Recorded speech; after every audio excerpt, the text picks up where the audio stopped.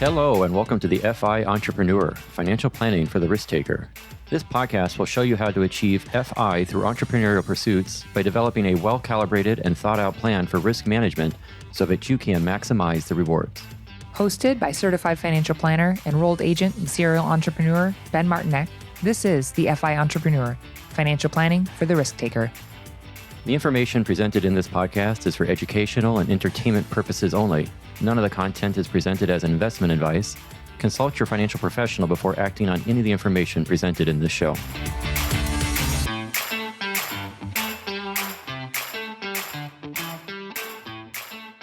Hello and welcome, everybody. Super excited to have you on today's show. We're changing things up a little bit, and we're having our very first guest on the show. And this guest, of all people, Miss Virginia Elder with Podcast Abundance, is actually our editor. She has to edit her own show. Is that going to be weird for you, Virginia, to be listening to yourself editing? How's that going to go? It's going to be totally okay because I did start out editing my own show, which was just brutal. So it's always really hard to edit yourself. But you guys are wonderful. I'm really going to enjoy this. Yeah, it's definitely going to be fun. That's guaranteed. We've also got co-chairing the show today is my lovely bride, Miss Deb. Would you like to say hi? Hello, everybody. Good to be with you again today. Pretty excited about our show today, our first ever podcast interview with Virginia. Yay. Virginia, I already know you're coming back, just so we're clear on that. Ooh, all right. They have so much time. Well, again, this is Virginia Elder with Podcast Abundance, and she is our editor for the show. And part of the reasons why we have Virginia on is we wanted to start interviewing entrepreneurs, and Virginia is herself a bona fide entrepreneur, so very much legit. And we want to talk about just her background and her story and get into some of those, I don't know, technical details or maybe the life story details. We'll have to see who kind of takes over in the show. Yeah. And then we also wanted to see if Virginia could answer a few questions for us because we had a podcast listener actually ask what they would recommend we do if you wanted to start your own podcast. And so Virginia will be here as the in-house expert to tell us what you ought to do. We just say, ask Virginia. Instead of meet Virginia, ask Virginia. There you go. Yes. Oh, that's great. I love your name, by the way, Virginia. We named one of our daughters Virginia, too, just so I could call her Jenny. Oh. It's just like so near and dear to my heart that you're on the show. Oh my God. I had no idea. That's awesome. It's a family name for me. So it's like grandma, aunt, and I don't know how far back it goes. But yeah, that's awesome. Well, Jenny likes to know how many states she's named after. She's like, how many states is it again? I'm like, well, 2, kind of. She's like, oh, it's awesome. And she's like, Edith, how many states are you named after? It's like, oh. 0. Yeah, sorry, babe. I do know a Montana and a Georgia. So if that helps. There we go. Maybe we should start call her Montana. That would be appropriate. Yeah. You think that would work, Deb? No, maybe. Yeah, we can make that happen. It's her new nickname. Well, Deb, I think you've got a few questions you've got lined up for Virginia. What's one question you'd like to shoot her way? Yeah, so let's begin. Virginia, if you could just tell us a bit about your background, like where you're from, what influences were present in your upbringing toward entrepreneurial pursuits. So as a young kid, I lived in El Paso, Texas. I am still in Texas, been here my whole life. And at that point, I do remember my dad maintaining multiple jobs and my mom stayed home with us kids. I am the oldest of 3. And I do actually remember, this is a financial show, so we could just throw it out there. I remember money being a big contentious point throughout my childhood. My dad was a pretty handy guy. So I remember him fixing cars and doing carpentry or roofing, just kind of support the family on the side. When I was about 6, we moved to Dallas, which is where I live now still. At that time, of course, it was for a better opportunity for him. But I do remember, of course, by about 10, I think, he had started his own business. And at that point, as a kid, you get stuck spending summers sitting at the office while your parents are on the computer or your dad's out in the shop. I can't say like I really understood what was going on at that point, but that was definitely a huge entrepreneurial influence at that time. For sure. I'm just out of curious. Was it just like a handyman business that your dad put together, or what kind of business was he pursuing? That business was a sheet metal roofing company. He was, like you said, very handy. So he could do carpentry or roofing or install a doorway or whatever. But I think roofing really called to him. He liked kind of being on top of the world. I'm glad there's a few out there who have interest in that because that is not for me. No way. I've been on some roofs, but I would not be on a really high roof. Not a chance. I Yeah. would be like clinging to the chimney, begging for someone to take me off. Yeah, well, especially luckily he did commercial roofing. So a lot of times you were, yes, very up high, but there are big block buildings and you're actually kind of protected when you're up there. Mhm. But residential roofs, yes, you can get the really steep slopes and those can be pretty scary. But yeah, so I grew up kind of hanging out in the rafters of roofs a lot of times, really, which looking back, I'm thinking, Mom, geez, like what were you thinking? Why did you let your daughter up there? Oh, that's too funny. Yeah. Soar to the heights. Yes. Yes. Well, so that planted a few seeds, I would guess. Is that right? But did you have aspirations from that point onward to start your own business, or is this just like an idea? So he was always very bent on us going to college and pursuing education and kind of taking the traditional route. And looking back, I really think that that's because that was an opportunity that he didn't have. Mm, He really looked at entrepreneurial pursuits were his opportunity to get out of the low paying jobs that someone without a degree would be kind of stuck with. And of course, the world is different now, sure. and you can get a great job without having a degree and you could start your own business. But he really looked at it that way. And he felt like for his kids, it was really important that we would go to college. So he definitely influenced me to go that way. And so I did. I excelled in school and got a Bachelor of Science degree in accounting and pursued that route. I bet you didn't know that. I did not know that. Yeah. Hey, Virginia. No, you had bookkeeping on the side too. Yeah. I know, right? That's kind of funny because my mom, of course, did a lot of the office management for the business. And so, like, as I even was in my early 20s, she would be in QuickBooks and have questions. And I'd be like, no, click that button, do this, do that. And like, I didn't work there. I just knew these things from school. So I definitely was able to help in the business, but I did pursue the accounting route eventually. Did you get a job in accounting right after college? We've been working with you for over a year now, and I'm sure that your business goes back even further than that, but I'm sure that you had some typical 9 to 5 employment for a little while. Yeah. I worked as a loan officer for a while, just trying to dip my feet in the financial field. And actually, my dad needed some help in the office. And so I ended up working for the family business for a few years. That was awesome because I got a lot of experience as a project manager. I too walked rooftops and did inspections and things like that. I spent a lot of time in the shop helping manage the guys out there. And in addition to like writing contracts and different office management, organization type stuff. It was only later, I would say 2011 or so, that I jumped back into the accounting world and I did audits for about 7 years. And then it was kind of during that time where this entrepreneurial thing started to really pull me. And that had to do with just growing our own family. At that same time, my parents went through a divorce where we became my mom's like financial and emotional support system, which really took a toll on our finances. And we end up where I am listening to financial podcasts obsessively, trying to get our financial system in order. And I just kind of became obsessed with the personal finance world and just really wanted to pursue that route. So you followed down this path of financial literacy, really, in your own situation and taking on that burden, if you will, of helping your mom out. How did that then launch you into desiring to focus in an entrepreneurial way in a fairly specific niche? Yeah. At least from our experience, and I know that you've got several clients that you work with who are in the financial services industry. So tell us a little bit more about that. Yeah, absolutely. With listening to the personal finance podcasts, a lot of them do tie in entrepreneurship, whether it's making extra money as a side gig or starting your own business or whatever. There's so much that just in general financial literacy covers that also brings in the entrepreneurship piece. And then also a big piece of that was that I discovered there was this whole financial coaching world. And then here I was making progress with my finances. It was so excited. I felt like I knew people in my ears that I would listen to all the time, that they were doing the same thing. And so I wanted to talk about it too.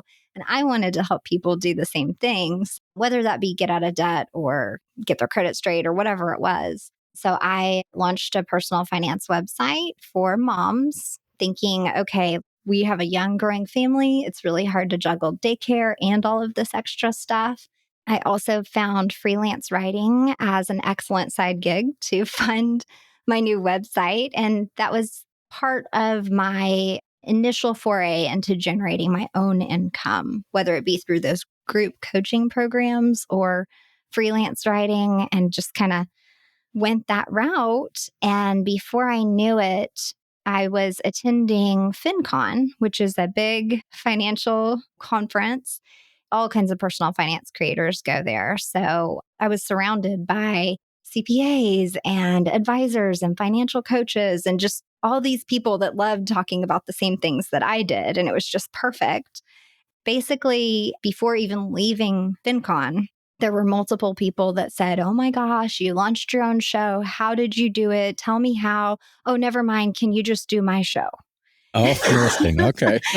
I was wondering how we were getting into audio editing because, to be honest, you were like accounting. I'm like, Yes. you normally go into audio editing from accounting. So, Yes. So during the day job, I would sit there and, you're just looking at spreadsheets, and I'm in Excel and Access all day. Could be very boring. I liked it, but and I would listen all day long to these personal finance podcasts. I mean, I felt like these people were my friends. So then when I would go in person, I was like, yeah, I listen to you all the time. And it became a friendship. And I'm still in touch with a lot of those people. So yeah, that led to launching my show. And then that ended up being that I was launching other people's shows. The business was born. that's interesting. So it started with your own journey of interest in personal finance. We just got to get our stuff figured out and together. And so let's learn a whole lot as much as we can on this. And then connecting to other financial professionals and launching your own website and trying to make money on the means there. None of this directly intended for podcast editing. Nope. Yet. But then you were inspired. You went out, attended FinCon. For folks, if you haven't been to FinCon, I actually haven't, but I know of a lot of people who have, and it's definitely on our bucket list of things to be doing here in the near future. Highly recommended. It was really at FinCon. I mean, not surprising, but I just want to bring this point home. It was really at FinCon that inspiration to the podcast editing business. Not even still because that's what you intended to get from that. It's just you started talking to others and they almost started asking if you could do it for them, right? Yeah, it's one of those things where, yes, I had intention to pursue the financial coaching and write about personal finance and help moms and help people get out of debt. And then it ended up where people are asking me for this very specific thing that I do know how to do because I just did it for my show, but I didn't expect that. I mean, when you look at it from an entrepreneur lens, you're just like, oh, well, that was a pivot that I didn't know that I was doing. Yeah. And just kind of listening to what the audience is asking for. And it's just very unintentional, but it was a great opportunity. And it's not stopped. Like every year I go to FinCon, I see lots of those same people again, get more clients again. This year I actually spoke on stage there, which was huge for me. Wow, good for you. Oh my gosh, what a big deal. That's amazing. Congratulations. It was, yes. And like a few years ago, if you'd have told me I would be doing that, I'd be shaking in my boots. So it's been fun. It's been a wild ride. I have a question for you, Virginia. So do you still record your own podcast and do you still do freelance writing, or have you shifted entirely into the podcast editing forum? I have shifted entirely over to Podcast Abundance, primarily as a business owner and editor. Now, the company does have a strong copywriting component. We've got audio editors, video editors, and then copywriters. And it's a growing, very interactive team. And I've really enjoyed it. That is awesome. Good for you, Virginia. How fun for this to all come together. And for the audience, folks, if you haven't been to a conference before, let there be like one lesson out of all this is go to a conference. You can't figure out how to be an entrepreneur or start your own business just from reading a few books and listening to a few shows in your living room. Like you need to go connect with other people. And like our second business, the tax business, ultimately came from a conference too. Unintentionally. I wasn't planning to come with a second business. when I showed up to that conference, but I walked away with like, I have an idea. So if you're looking for ideas, like just show up at a conference and you don't know anything, you don't know anybody. It's very intimidating, overwhelming experience for sure, but good things happen from it. So just see what happens when you show up, right? Yeah, definitely. They're very inspiring and educational. I mean, there's so many sessions and things to do. You'll definitely walk away with some value. Yeah, FinCon in particular, I'm sure there's a few oys we could throw out there. But Deb, what are your thoughts? Have you been to a conference lately? Maybe we need to get you to one. Yeah, maybe we can talk about that off the air. That could be a lot of fun. So, Virginia, the timeline of starting your own podcast to now exclusively doing podcast editing and having this team of contractors that help you with the copywriting and editing and the video and audio and all of that. How long did it take you? So 3 years ago, I think you said you went to your first FinCon. Just walk us along that timeline a little bit. Yeah, for sure.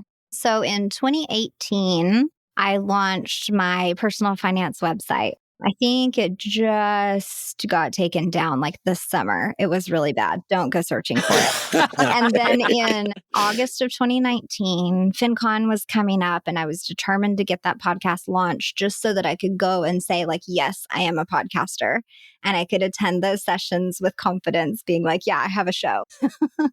So that was 2019. And like I said, right then, before I even left that week, people were asking me to do their show. So then by the end of 2019, I had 3 podcast clients and I was still doing lots of freelance writing on the side, just really trying to generate that income. That year was my leap of faith. That was like, I'm doing this. We're going to figure it out. I don't really know what's going to happen, but I'm determined. We'll figure it out, basically, is my kind of mantra. I guess I'm pretty risky in that regard.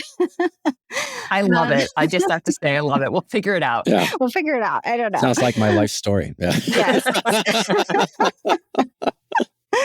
Yeah. So I had actually quit my full-time job at that point, not because we were well set up or whatever, but just because I had been feeling this pull so strongly to go out on my own and to try this financial coaching. And then when this opportunity came up, like I said, it was just a pivot that was meant to be. That's 2019. So of course, we all know what happened in 2020. That was pretty scary, but shockingly, that was a great, I don't know if it sounds bad, but a great event for podcasting because then suddenly a lot of people were home and they were able to pursue their entrepreneurial desires and launch shows.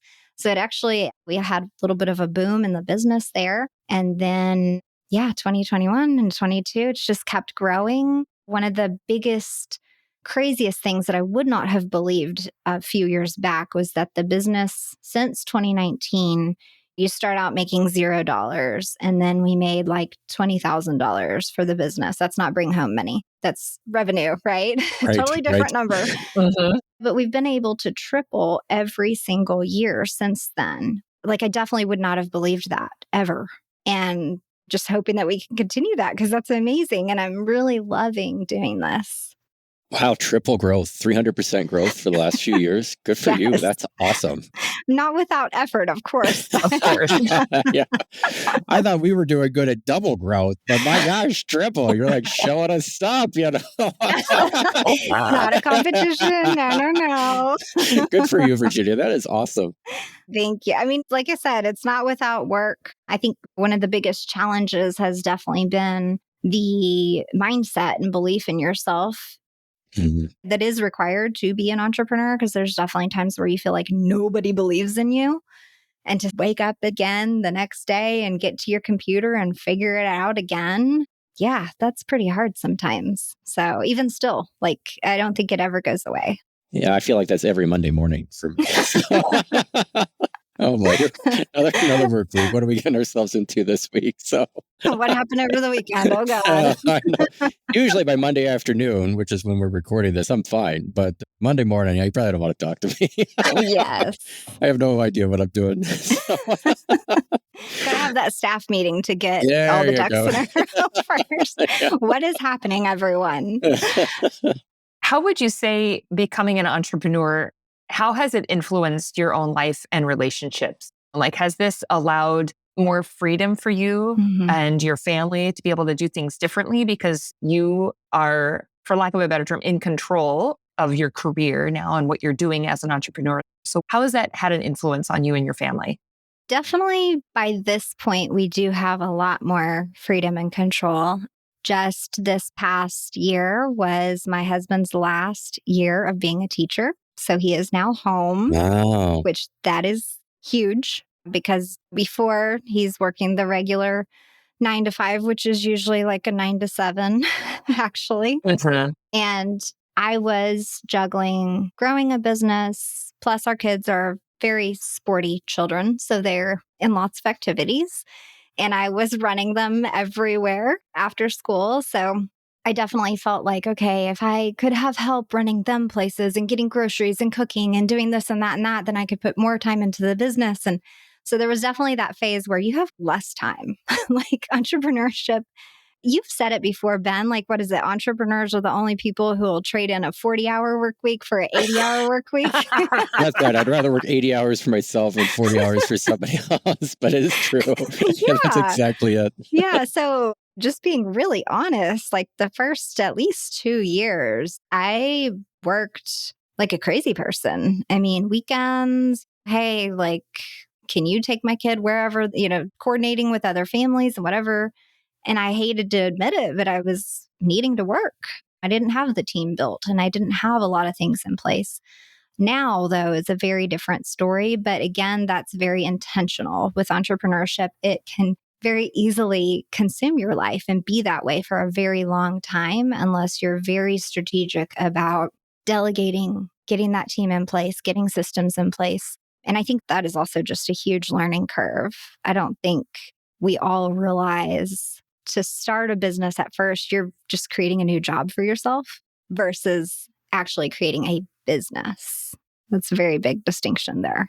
No, and let's just spend a minute on that, Virginia, because you're really onto something. And that's just so well said. Yeah, when you first start out on a business, you've got a job. Mm-hmm. You don't have a business. You have yourself working a lot more from what you were working Yeah. for somebody else. And you do wonder, like, what am I doing?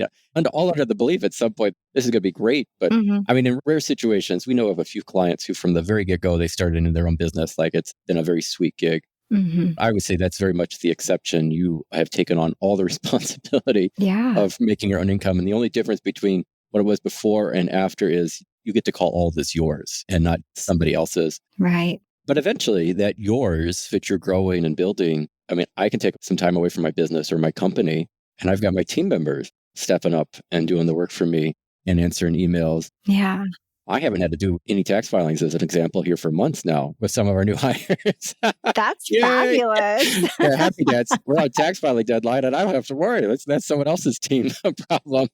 That's a big deal. That's awesome. Yeah. So it comes, right? It comes in stages. FI is real in this, Mm-hmm. but it's probably not real in the first year or two, Yeah. unless you're just really lucky. That's been your experience, Virginia? Absolutely. I think it was 2021 that one of my goals for the year was to work less weekends. Mhm. Notice I didn't say no weekends because I knew that was impossible. Like I knew I would have to work sometimes on the weekends. And that's in addition to the regular work week. Anytime the kids are at school, or if I have a few minutes to steal away, okay, let me do this one thing on the computer. Let me email so-and-so. Let me check this.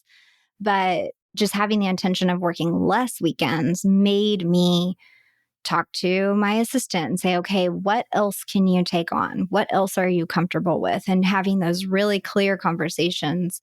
And myself looking at my to-do list and saying, do I have to do all of this? What can someone else do? What can I teach someone else? That was hard. It still is. Continuing to look at my to-do list and continuing to think, how can I teach someone this? It has to be intentional in my experience. And like you said, some people just buy the business maybe and it's already working. Mhm. But I think when it's something that you're creating, it's hard to have an employee from the get-go. How do you fund that, right? I guess unless you get financing. But this was a very from scratch, created for free, online. I did the website myself, like all of that stuff. Just from the beginning, there weren't funds. So yeah, it takes time. It's worth it though. Awesome. We want to talk ultimately, right, Deb, about some podcasts, how we go about creating a podcast. In Virginia, I just think Everything you just said there is gold. Oh, thank you. I hope everyone is just taking it to the bank because that was just perfect. Really. Thank you, Ben. You're such a good host. I should have you on more often, Virginia. That's what I'm concluding from this. You could do the editing of yourself. You're great. Don't edit any of your parts. Just edit me. Yeah. Oh, goodness. Well, Deb, we had someone reach out who had some questions about how to start your own podcast. And Virginia, you're the in-house expert. I'd like to pivot to that, at least to help give a few questions. Yeah. Deb, what are some of the items that are standing out top of mind for you for this? I'll just say first to kind of preface this, when we were looking to start our podcast, I had found Virginia through, I don't know if it was the FinCon Facebook page. I don't even remember where I came across it, but Steve Stewart, he's kind of a big name when it comes to podcasts. Yes. He recommended that I put together like just a little Google questionnaire, give it like a 24-hour open time for people to respond because I wanted to interview podcast editor options, whatever. There were probably about a dozen or so that filled it out. And Virginia, you just were at the top of mind. And I also loved that your name was Virginia. Aww. Like that was the bonus. That was it. But then I reached out and we probably did not actually begin working together for another year because when you're an entrepreneur, things happen and other things get put on the back burner. And you're not able to make forward progress as much as what you'd like. And so finally after a year, I'm like, all right, let's revisit. Let's do this. And you were so helpful with the list of this is what you should get, don't get this, this might be recommended, these are my top 10s, et cetera, that made it really easy and really comfortable for us to go into this foray, this unknown, and make it happen. And so one of our listeners reached out asking, like, how can you start a podcast? And then additional questions, because I think this particular listener likes to watch ours on YouTube. Oh, cool. And so we have a lot of still images on our YouTube channel. And so what would your top recommendations be for creating a podcast and then converting it to YouTube and just general products, tools that you would recommend having on hand for making a podcast happen? Well, I love this for so many reasons because obviously this is working, right? Like one of your listeners reached out asking, I'm sure they're entrepreneurs of some sort at least, and they're like, how do I do what you're doing? I like what you're doing. I want a podcast too. This is great. This is like what I'm all about. I love it. The great news is that even just in the past 3 years, so many new creations, all kinds of awesome online software are available now. Some of my favorites and that are very user-friendly would be a software called Descript. And that is very similar to another one that was mentioned recently. It's called Podcastle. So I haven't worked with Podcastle, but I have worked with Descript. And they look very similar. So as with all software, I would just recommend that you try it out. Record some test audio for 5 minutes, hop on, talk to yourself, pop it into some of the software and play with it. Watch the YouTube how-tos and then just try it out. That's the easiest way to do it. There are also lots of creators out there that have videos teaching you how to use any platform, right? Whether you want to learn iMovie or there's a more advanced video editing software called DaVinci Resolve, you can learn how to do almost anything on YouTube. So that's the beauty of it. They're already in the right spot. And that's how I started out. I started out using iMovie. I bought an Apple computer because I thought, oh, well, this is like for creators, right? It's for audio and video. So I started out with that. Then, Deb, you mentioned Steve Stewart. He is the guru of personal finance podcasts. I've learned so much from him. He's a big mentor in my life. I actually got to hang out with him recently at FinCon, of course. He still to this day uses a free software, as do I. It's called Audacity. And that is just for audio editing and recording. It's free. There's tons of YouTube how-tos out there that you can watch and learn how to do it. As far as making the videos, like I said, I started out on iMovie. Descript can make videos and Canva can make videos now. Oh, wow. Canva used to be just for graphics only. Now they have not only royalty-free images, but they also have videos. And so you could even put like a still image or like a royalty-free stock video over your audio in Canva. So lots of free tools out there. That's fantastic. So many advancements in these last few years. I mean, Yes. Podcasts really have just shot up. It's like every other day, there's a new one that's really interesting on any number of topics or interests that you could pick up and listen to. And there's a lot more available now to be able to do this on your own. Yeah.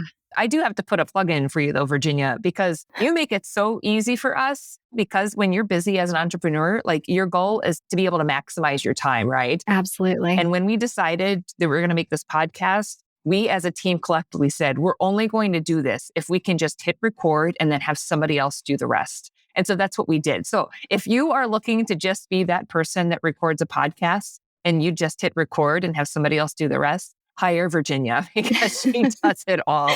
Yay. And it has made this that much more enjoyable too. Instead of it being like, oh, there's one more thing that I've got to do for my business. Like, no, we get to record an episode today and then we just simply upload it to Virginia and her little fairy team, make it amazing and put it up and publish it everywhere that it needs to be. And so there's, I think, a lot of value in being able to do it yourself, obviously, but it's a great economy when you can hire somebody like yourself to be able to do it for you. Absolutely. And I love that you feel that way. Thank you so much. That's like the big driver in my business, doing this so that people can continue to work on the business instead of in the business, because I've been there too. And I know what it's like and I know how easy it is to get overwhelmed. So thank you for highlighting that.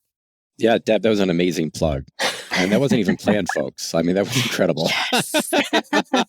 You're welcome, listeners. But I would like to add to that. I mean, we'd love to keep talking on any number of levels, Virginia, but the show's going to run a little long here. So we'll probably have to start to wrap this up. But folks, reach out to Virginia and Podcast Abundance. If you're looking for a consultation, you could get you obviously pointed in the right direction on a number of levels. You're working with somebody who's already there in the trenches, knows what entrepreneurship is about, has experienced it directly. It's really good as an entrepreneur to connect with other entrepreneurs. I just don't think you couldn't really do better for yourself than to do that. And so if anybody wants to have this done, reach out to Virginia. I'm sure she'd love to help you out and give you some guidance on what to do next. And she has been amazing to work with. You don't necessarily have to work with her full time like we're doing, although we're very pleased. But, yeah, for those who are wanting to get started in this direction, one of the first steps is knowing when to do something yourself and when not to. And although there's a lot to be said for doing things yourself, especially in the early stages, you got a shoestring budget. The reality is if you've got the funds or the means and you can afford to have a professional do this, where I have seen the ramping up in our businesses is when I've been able to get more and more off my plate. Yes. Thankfully, the business have been able to afford it. I'm not coming out of pocket or our personal savings to make that happen. So I know in the early stages, you might be coming out of personal savings, and that's not an easy issue. The more you can get other professionals involved and have them shine their light of expertise on a matter, the more your business is going to grow and develop and be better for it. So don't sit back and wait and do this yourself unless you want to be a podcast editor or this is a business you're wanting to develop. Go do the thing you do and let the other professionals in your life do the thing they do. This is really how kind of a social economy works to make everybody better off. Yeah. And I'd like to offer, if you don't mind, Ben, that if they do want to become an editor, I am part of a community of about 8,000 editors. So there's lots of resources there. Along those same lines, if I am not the right editor for you, I can connect you with that community, just like how Deb had the form and you can interview editors. There's lots of options out there. So yes, everything Ben said. Well, Virginia, thanks for your story. Thanks for coming on the show and sharing a little bit about your background. Truly fascinated. It makes me just love you all the more already. I already loved you, but now it's just like even more for so many reasons. Aww. So thanks for sharing that. It's just been great. Thank you both for having me. I've absolutely enjoyed editing your show and can't wait for the next few episodes. This is just fabulous. Thank you. Thanks for listening. I hope you've had as much fun as we did. If you'd like to learn more about any of the subjects we spoke about, please visit our website for show notes, links, and more. Hit like, subscribe, or whatever button you've got in front of you to show some love.